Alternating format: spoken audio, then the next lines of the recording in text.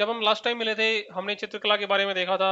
हमने प्राचीन चित्रकला से लेकर मुगल चित्रकला के बारे में देख लिया था।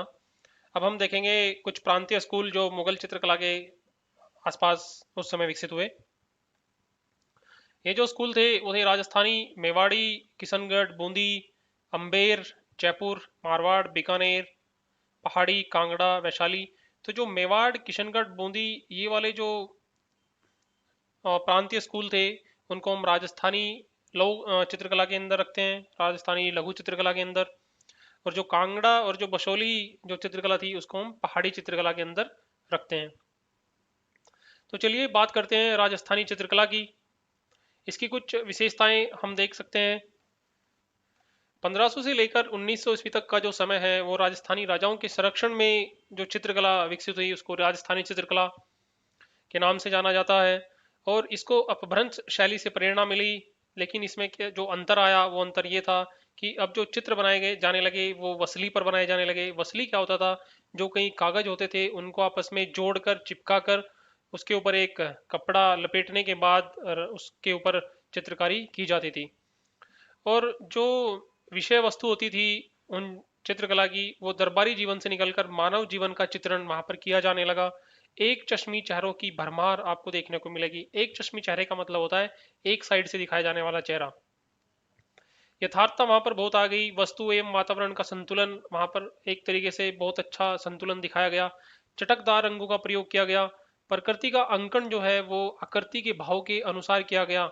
यदि जो भाव है वो शोकाकुल है तो उसी के अनुसार जो प्रकृति है उसका चित्रण किया गया। संगीत और साहित्य का समन्वय वहां पर रखा गया है, उनको दिखाया गया है। और जो सर्वाधिक प्रधान विषय है वो है प्रेम। अब बात करते हैं मेवाड़ लघु चित्रकला की। इसका जो केंद्र था वो था उदयपुर, नाथद्वार और छावंड। ये आप इस चित्रकला को ध्यान से देखिए। यहाँ पर एक नायक बनाया गया है, यहाँ पर नायिका बनाई गई है, पेड़ पौधे बनाए गए हैं और एक महल दिखाया गया है। तो लाल, पीले और केसरिया रंगों का प्रयोग बहुतायत में किया गया है इस पेंटिंग के अंदर। नाक जो है वो लंबी बनाई गई। जो चेहरे थे वो अंडाकार बनाए गए और जो नेत्र थे वो मछलीनुमा बनाए गए। ये तो जनरली आपको सभी राजस्थानी में देखने को मिलेगा। और जो महिलाएं जो बनाई गई वो पुरुषों की अपेक्षा बोनी बनाई गई, उनका आकार छोटा बनाया गया और प्रकृति का अलंकरण किया गया। जैसे मैंने आपको बताया, पेड़ बनाए गए, नीचे घास बनाई गई। ठीक है। और प्रेम इनका विषय होता था। और इसमें जो सबसे प्रसिद्ध जो चित्रकला है वो तमाशा चित्रकला वो प्रसिद्ध है। अब बात करते हैं बूंदी लघु चित्रकला की। बूंदी जो है वो जगह पड़ती है कोटा के अंदर, सॉरी राजस्थान के अंदर। तो बूंदी बूंदी और कोटा दोनों की चित्रकला को एक साथ हदोती चित्रकला के नाम से जाना जाता है। और इन पर जो प्रभाव पड़ा वो मुगल चित्रकला का प्रभाव भी पड़ा और मेवाड़ चित्रकला का प्रभाव भी देखने को मिलेगा।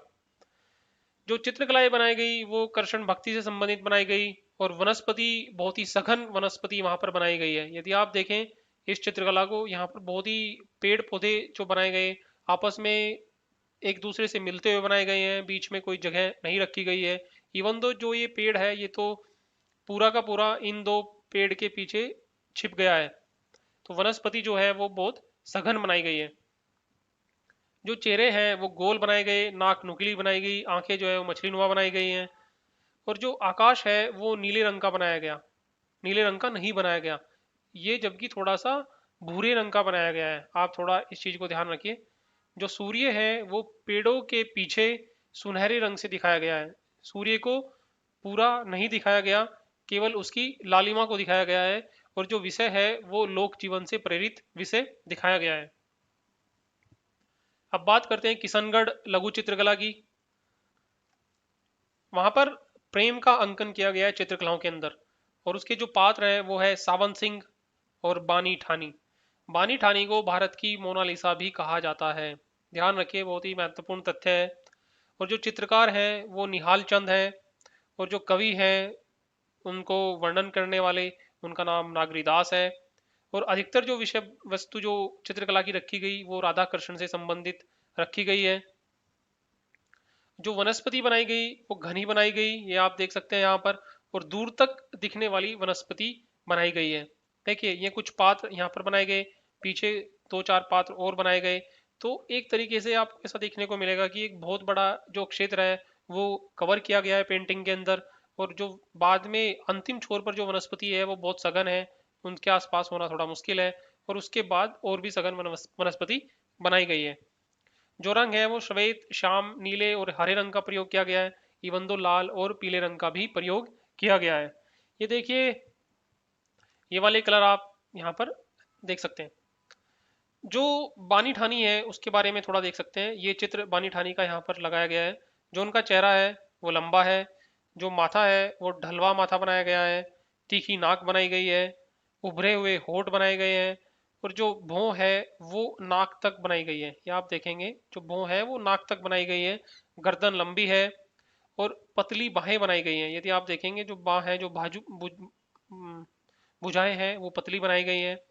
और जो बाल हैं वो नीचे तक लटके हुए आपको देखने को मिलेंगे। इवन तो जो कान है, कानों के तक झूलती हुई लटाई बनाई गई हैं।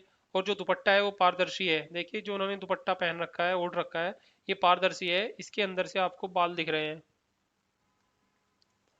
अब बात करते हैं अम्बेर जयपुर लघु चित्रकला की। ये पेंटिंग यहाँ पर मैंने दिखाई है, एक दरबार का चित्र बनाया गया है।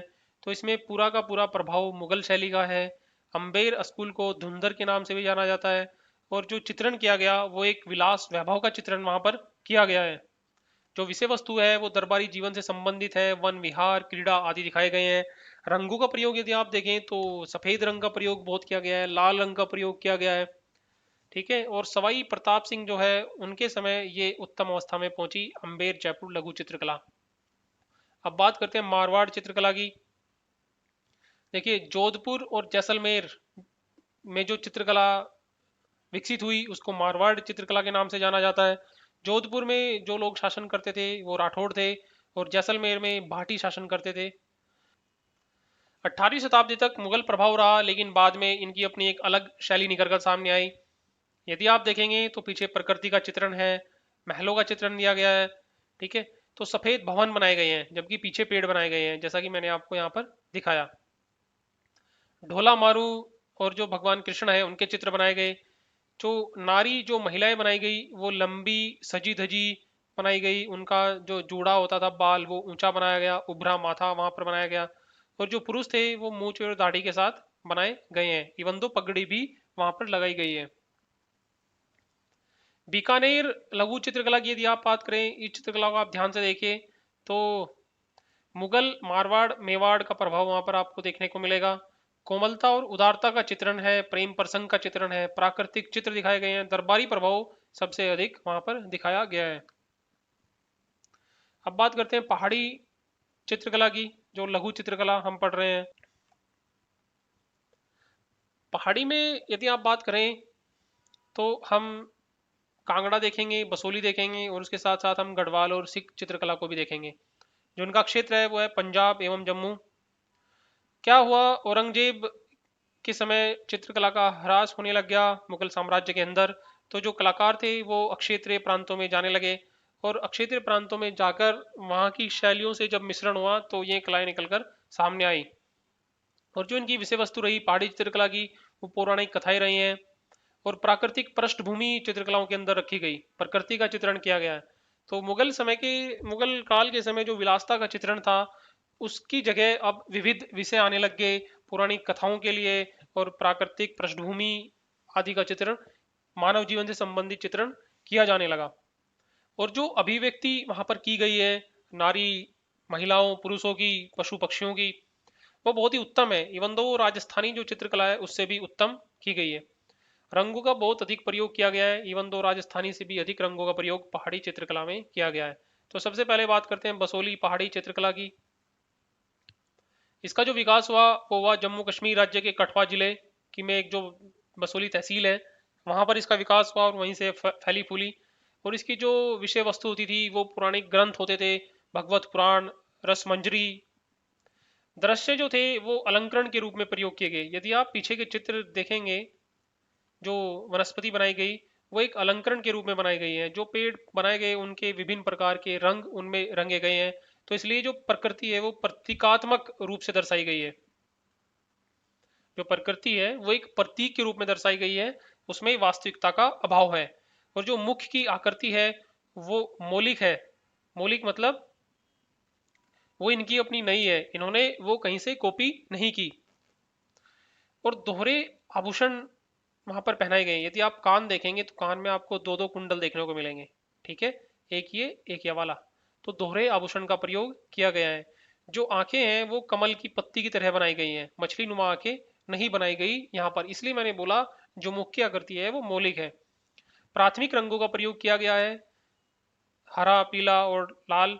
जो परिधान है वो मुगल जो साम्राज्य थे उनसे थोड़ा बहुत प्रभाव परिधान के ऊपर देखा गया। वैष्णव धर्म से संबंधित चित्रकला यहाँ पर की गई और राजा कृपाल सिंह ने बहुत संरक्षण दिया और देवीदास इसके बहुत प्रसिद्ध चित्रकार रहे हैं। अब बात करते हैं कांगड़ा चित्रकला की। कांगड़ा एक जिला पड़ता है हिमाचल के अंदर। तो 1174 में राजा गोवर्धन सिंह के समय इसका विकास जो हुआ वो उत्तम रूप से जो विकास हुआ वो गोवर्धन के समय हुआ, राजा गोवर्धन। पहले क्या होता था, पहले एक गुलेर चित्रकला वहां पर प्रयोग में थी, लेकिन गुलेर चित्रकला से ही कांगड़ा चित्रकला का विकास हुआ है। लेकिन बाद में राजा संसार चंद के समय ये शीर्ष पर पहुंचा जो कांगड़ा चित्रकला थी। ये आप दोनों को ध्यान से देखिए, प्रकृति का चित्रण है, प्रेम का चित्रण किया गया है। जो बाल हैं लंबे बाल बनाए गए हैं। तो जो स्त्रियां हैं, जो महिलाएं बनाई गई, उसमें सजीवता रखी गई है। सजीवता आप कह लो कि एक सजीव चित्रण है, जैसे कि वो वास्तविक रूप से आपके सामने खड़ी हैं, बैठी हैं।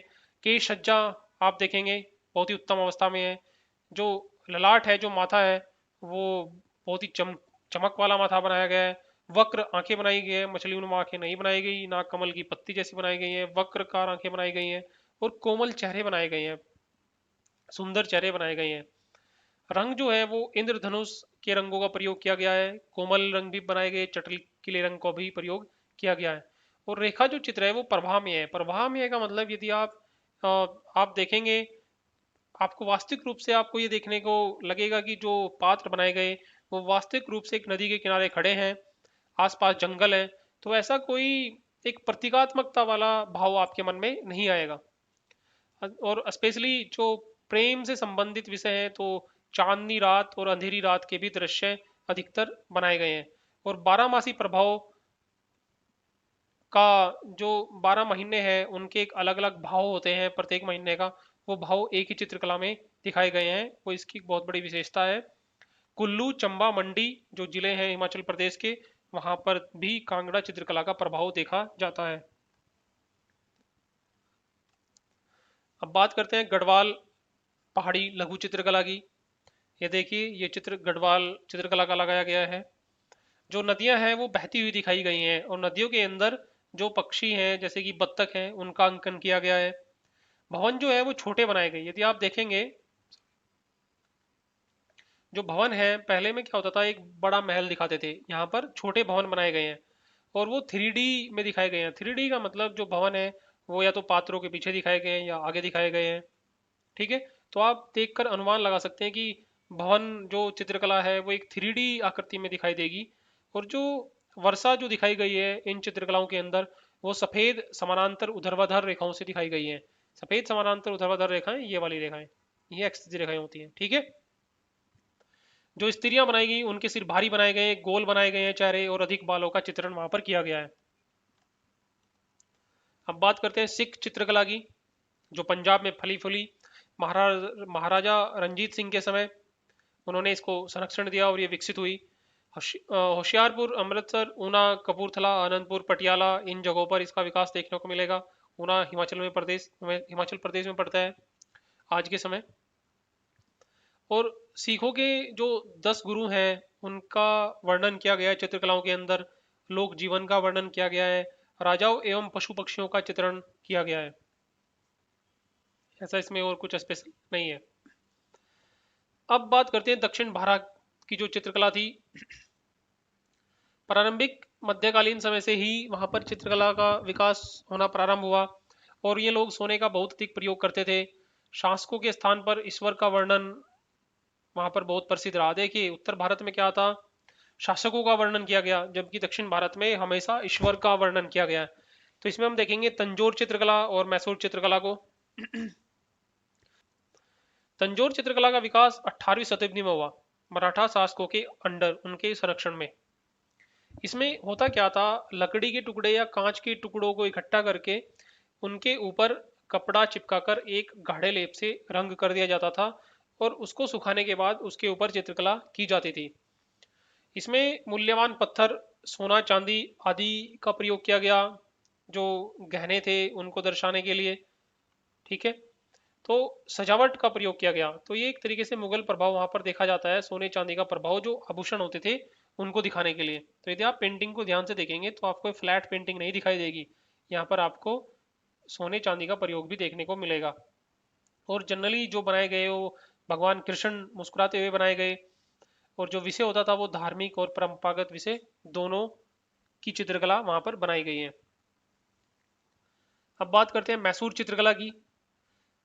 इनके जो विषय रहे हैं वो रहे हैं हिंदू देवी और देवता, और एक चित्रकला में 2 से अधिक आकृतियां उकेरी गई हैं, ये बहुत ही महत्वपूर्ण तथ्य है। और गैसो पेस्ट का प्रयोग किया गया। गैसो पेस्ट होता क्या था, जिंक ऑक्साइड और अरेबिक गम, उनको मिलाकर एक पृष्ठभूमि तैयार की जाती थी, जैसे कि मैंने यहाँ पर दिखाया। उसको सुखाने के बाद उसके ऊपर फिर हल्के रंगों का प्रयोग किया जाता था। ये पेंटिंग आप यहाँ पर देख सकते हैं। अब आधुनिक चित्रकला की बात करते हैं, तो इसमें हम देखेंगे कंपनी की चित्रकला, यूरोपियन लोगों की। ये एक तरीके से आप कह लो एक संकर शैली थी निकलकर सामने आई। संकर मतलब हाइब्रिड शैली। कैसे, यूरोपियन प्रभाव, मुगल प्रभाव, राजपूत प्रभाव और अन्य प्रचलित भारतीय शैली जो थी, उन सब का प्रभाव जब यूरोपियन चित्रकला के साथ मिश्रित हुआ तो एक हाइब्रिड चित्रकला निकल कर आई, जिसको कंपनी चित्रकला के नाम से जाना जाता है। जल रंगों का प्रयोग किया गया। जल रंग जो हम आज के समय यूज करते हैं। प्राकृतिक पेड़ पौधों का चित्रण वहां पर किया गया है, आप देख सकते हैं। और जो बैकग्राउंड जो थी वो या तो कागज की होती थी या वो हाथी दांत की बैकग्राउंड होती थी। तो दिल्ली में जो पेंटिंग बनी वो हाथी दांत की पेंटिंग होती थी। फोटोग्राफी बाद में जब आई तो इस पेंटिंग का अंत होने लग गया। अभी ये आप देखेंगे तो चित्रकला कम होने लगी। फिर भी कोलकाता चेन्नई में, अगर आप इसके सेंटर देखें, कोलकाता चेन्नई दिल्ली पटना वाराणसी, इन सारे केंद्रों पर यह चित्रकला विकसित हुई। अब बात करते हैं बाजार चित्रकला की। यदि आप कंपनी चित्रकला को देखें तो यूरोपियन तकनीक और भारतीय विषय रहे हैं, लेकिन बाजार चित्रकला में ग्रीक और रोमन प्रभाव रहे हैं। ठीक है, विषय उनके भले ही भारतीय हों, लेकिन जो प्रभाव है वो ग्रीक और रोमन प्रभाव है। बंगाल और बिहार क्षेत्र में इनका विकास हुआ। तो अगर इसकी विषय देखें, भारतीय बाजार और यूरोपियन पृष्ठभूमि, यदि आप इस चित्रकला को देखें तो जो लोग हैं वो आपको भारतीय लोग नहीं, उनका जो अंकन है वो थोड़ा यूरोपियन देशों से देखने जैसा लगता है। लेकिन जो बाजार बनाया गया वो एक भारतीय बाजार बनाया गया है। भारतीय नर्तकी को अंग्रेज अफसरों के सामने नृत्य करते हुए दिखाया गया है। ये इसका एक, ये पेंटिंग बहुत ज़्यादा बनाई गई क्षेत्रों में।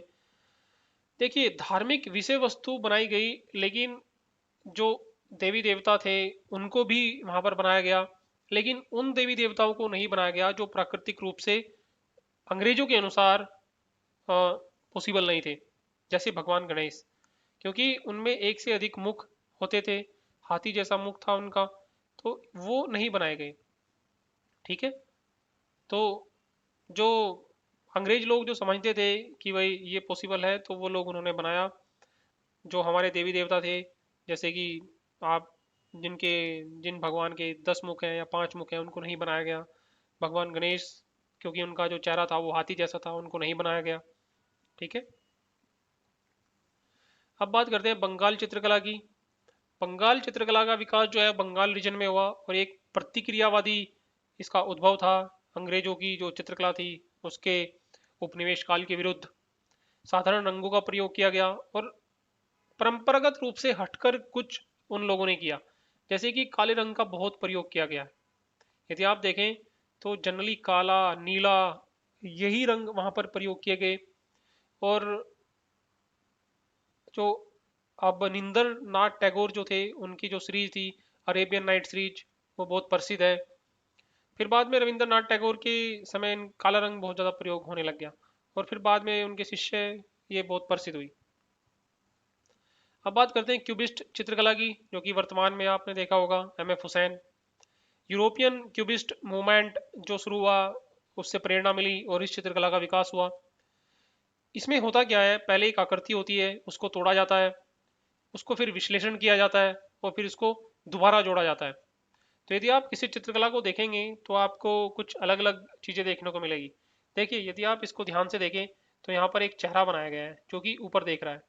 यदि आप दूसरे तरीके से देखें, ये एक पोर्ट है, पोर्ट के ऊपर एक फूल है। तो इस तरीके से क्यूबिस्ट चित्रकला में क्या होता है कि अलग अलग पार्ट अलग अलग जगह होते हैं, और उनके मीनिंग जो है वो सभी पार्ट को एक साथ देखने से निकलकर सामने आते हैं। रेखाओं और रंगों के बीच में उत्तम संतुलन रखा गया है, और एम एफ हुसैन इसके एक बड़े चित्रकार रहे हैं। अब बात करते हैं लोक चित्रकलाओं की। तो सबसे पहले बात करते हैं मधुबनी। मधुबनी को मिथिला चित्रकला के नाम से भी जाना जाता है। इसमें होता क्या था, महिलाओं द्वारा मधुबनी नगर में ये की जाती थी, इसलिए इसका नाम मधुबनी पड़ा। और जो इनके विषय होते थे वो धार्मिक विषय रहे हैं, कृष्ण, भगवान कृष्ण से संबंधित, राम से संबंधित, दुर्गा, लक्ष्मी, शिव।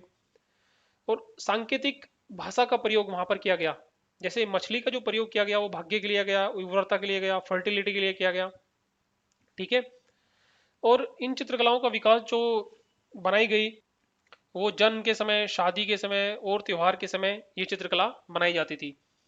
लेकिन अंतराल कुछ समय बाद, जो अंतराल वहां पर रह जाता था पेंटिंग के अंदर, वहां पर कुछ जानवर बना दिए गए, जैसे हाथी। ठीक है। पहले क्या होता था, दीवार पर एक गाय का जो गोबर होता था उसका लेप किया जाता था, और फिर चावल का जो पेस्ट या वनस्पति जो रंग होते थे उनसे वहां पर चित्रकला की जाती थी। लेकिन बाद में धीरे धीरे इसका इसमें भी विकास हुआ, और चित्रकला कपड़े के ऊपर की जाने लगी, कैनवास के ऊपर की जाने लगी। ठीक है। इसमें कोई छाया नहीं बनाई जाती, तो इसलिए इसको 2D पेंटिंग भी कहा जाता है। और जो इसका हाशिया होता है वो दोहरे रेखाओं वाला होता है, एक ये वाली रेखा, एक ये वाली रेखा। ठीक है। तो दोहरे हाशिए वाली, दोहरे रेखाओं वाली हाशिया बनाया गया। और जो आंखें होती थी वो बड़ी बनाई गई, यदि आप देखें। ठीक है। और जो वस्त्र जो वनस्पति बनाई गई वो बेल नुमा बनाई गई है, आप देख सकते हैं।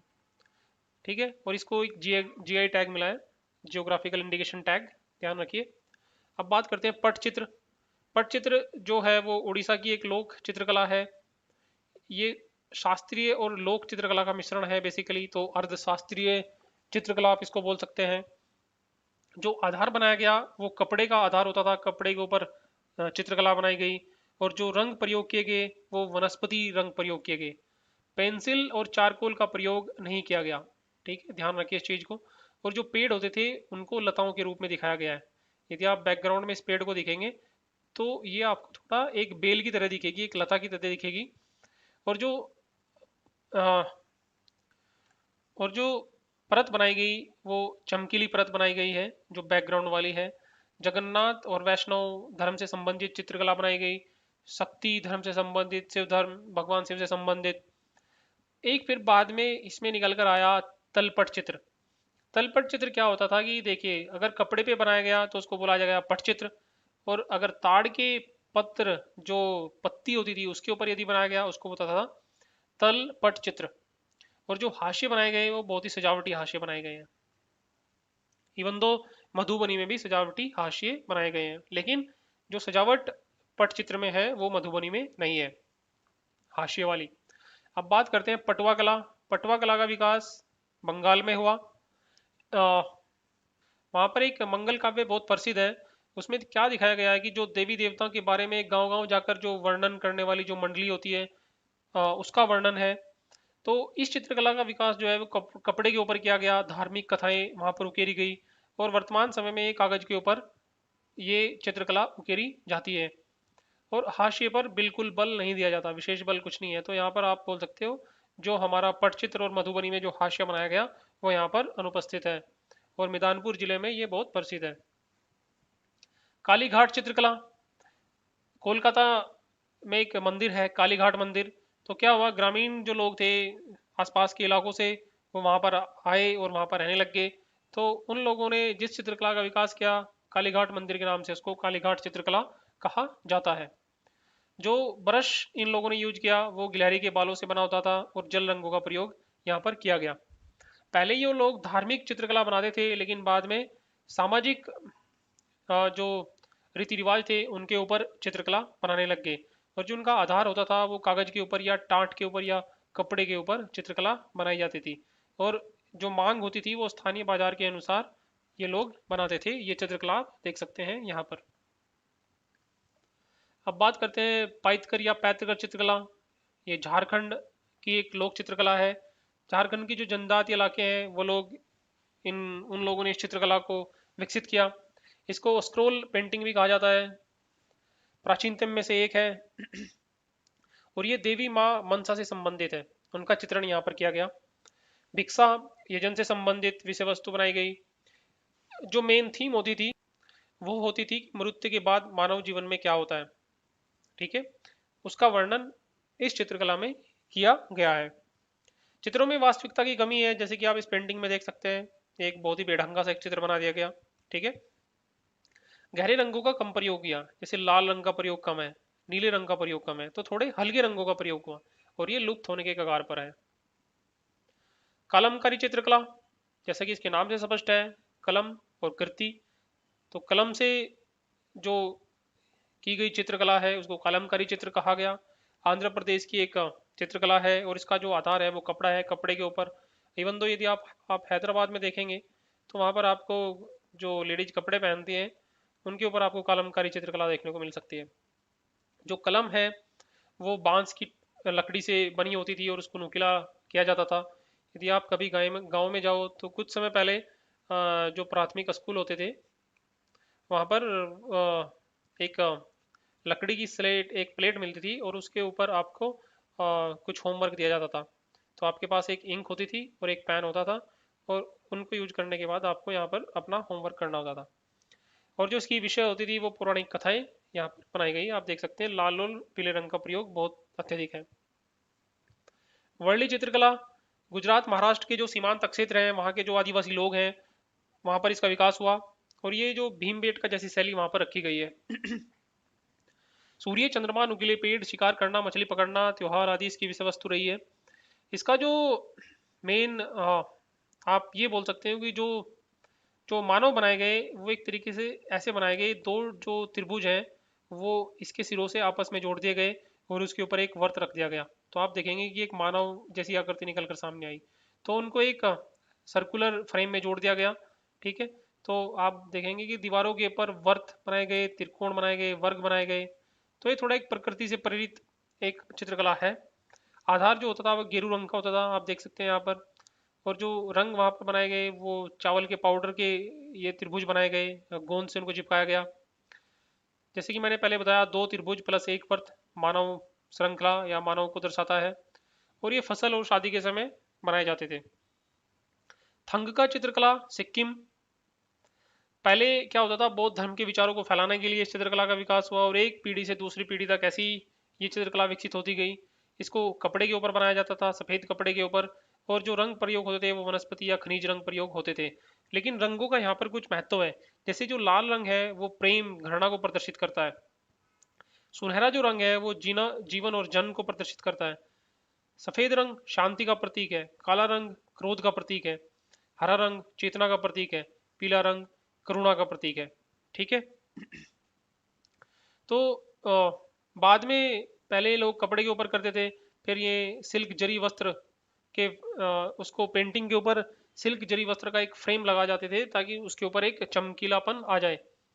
और तीन प्रकार की पेंटिंग मुख्य है, बुद्ध, भगवान बुद्ध से संबंधित, बौद्ध शिक्षाओं से संबंधित, और फिर जो सामान्य जो देवी देवताएं थी उनको चढ़ावे के लिए जो पेंटिंग प्रयोग की गई उनको। मंजूसा चित्रकला की यदि बात की जाए तो बिहार के जो भागलपुर क्षेत्र है वहां पर इसका विकास हुआ।